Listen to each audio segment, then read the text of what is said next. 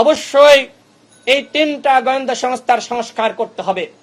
যারা 14 সালের একতরফা নির্বাচন, 18 সালের নিশিরাতের নির্বাচন, 24 সালের ডামি নির্বাচনের সাথে জড়িত ছিল, ওই সকল ডিসি, এসপি, ইওনো, গোয়েন্দা সংস্থার কর্মকর্তা এবং নির্বাচন কমিশনের কর্মকর্তাদেরকে অবশ্যই শাস্তির আওতায় আনতে হবে এবং তাদেরকে চাকরিচ্যুত করতে হবে।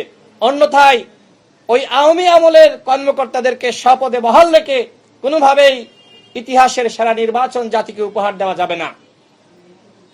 সাংবাদিক ভাইরা, প্রিয় দেশবাসী, আপনারা জানেন জাতীয় জুলাই সনদে অধিকাংশ রাজনৈতিক দল স্বাক্ষর করেছে। আমাদের দলের পক্ষ থেকে আমরা স্বাক্ষর করেছি এবং 2-1টি দল তারা স্বাক্ষর করে নাই। তবে ঐক্যমত্য কমিশনের সাথে আলোচনা চলছে। আমরা আশাবাদী এই দলগুলোও তারা হঠকারিতার তারাও জুলাই জাতীয় সনদে স্বাক্ষর করবে। আমরা অন্য দলগুলোকেও আহ্বান জানাই, আসুন আমরা সবাই মিলে এই মবের বিরুদ্ধে অবস্থান নেই। প্রিয় সাংবাদিক ভাইরা, এখন নির্বাচন সামনে রেখে আমরা দেখছি যে বিভিন্ন জায়গায় অগ্নিসংযোগ।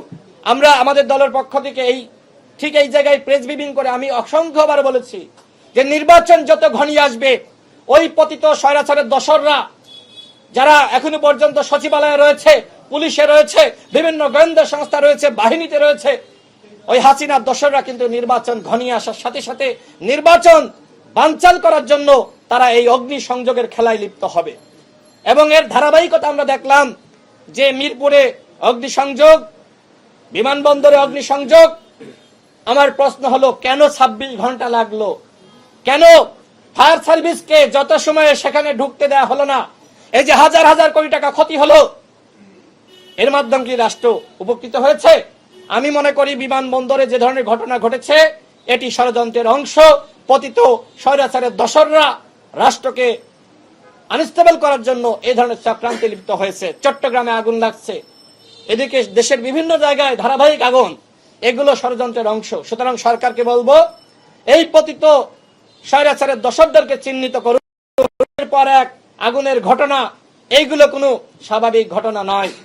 আমরা এটিও শুনেছি নির্বাচন যত ঘনিয়ে আসবে বিভিন্ন প্রার্থীদেরকে হত্যা করার বা তাদের উপর হামলা করার চক্রান্তে লিপ্ত হবে। আওয়ামী লীগ নির্বাচন যত ঘনিয়ে আসবে গুপ্ত হত্যায় লিপ্ত হবে। সুতরাং এই আওয়ামী লীগকে নির্মূল করতে হবে।